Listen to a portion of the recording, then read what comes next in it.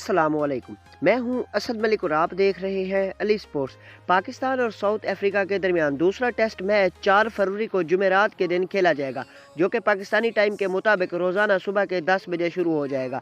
आज की इस वीडियो में आपको बताऊंगा कि आप इस मैच को अपने मोबाइल पर लाइव कैसे देख सकते हैं और पाकिस्तान के साबका सीनियर खिलाड़ियों ने अपनी अपनी प्लेइंग 11 बताई है कि पहले टेस्ट वाली प्लेइंग 11 बरकरार रहनी चाहिए या फिर कौन सी तब्दीलियाँ होनी चाहिए।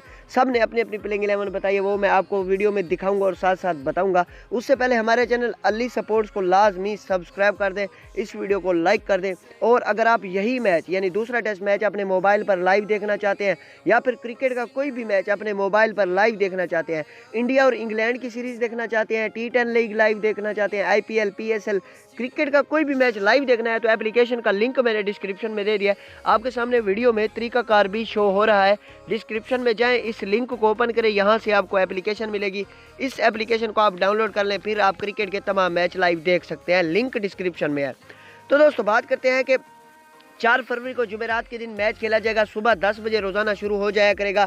सबसे पहले बात करते हैं रमीज राजा की प्लेइंग 11 की। रमीज राजा ने अपनी प्लेइंग 11 में इमरान भट्ट, कामरान गुलाम, अजहर अली, बाबर आजम, फवाद आलम, मोहम्मद रिजवान, फ़हीम अशरफ, यासिर शाह, शाहीन शाह अफरीदी, नोमान अली, ताबिश खान को शामिल किया। यानी 2 तब्दीलियां की हैं रमीज राजा ने। रमीज राजा कहते हैं कि आबिद अली और हसन अली को निकाल के कामरान गुलाम और ताबिश खान को मौका दिया जाए। जबकि दूसरी नंबर पर अगर बात की जाए शोएब अख्तर की प्लेइंग 11 की, तो शोएब अख्तर ने कामरान गुलाम को बरकरार रखा रमीज राजा की प्लेइंग 11 के मुताबिक। लेकिन शोएब अख्तर ने एक और तब्दीली की है और वो की है हारिस रऊफ की सूरत में। कहते हैं कि शाहीन शाह अफरीदी को रेस्ट देना चाहिए और हारिस रऊफ को उनके होम ग्राउंड रावलपिंडी टेस्ट में डेब्यू करने का मौका मिलना चाहिए। हारिस रऊफ अच्छे साबित होंगे शोएब अख्तर के मुताबिक।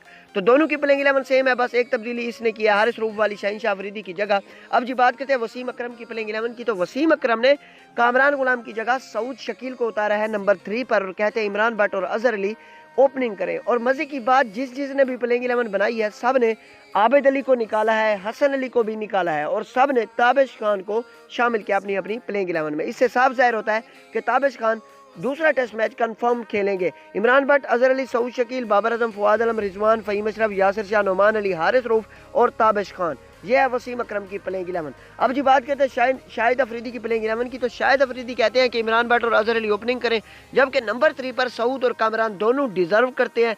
दोनों में से कोई भी एक खिलाड़ी लाजमी होना चाहिए, कन्फर्म होना चाहिए। इनके साथ नाइंसाफ़ी नहीं करनी चाहिए, ज़्यादती नहीं करनी चाहिए। सऊद शकील हो या फिर कामरान गुलाम, किसी एक को मौका ज़रूर मिलना चाहिए।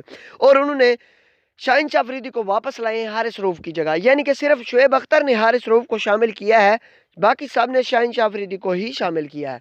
तो यह है प्लेइंग 11 तमाम 4 खिलाड़ियों की। आपने कमेंट में बताना है कि किसकी प्लेइंग 11 सबसे अच्छी है, आप किसकी प्लेइंग 11 के साथ एग्री करते हैं। अल्लाह हाफिज़। अगर आप मोटिवेशनल और हकीकत पर मबनी सबक आमोज़ वीडियोस देखना चाहते हैं तो आपसे रिक्वेस्ट है कि हमारा दूसरा चैनल भी सब्सक्राइब करें।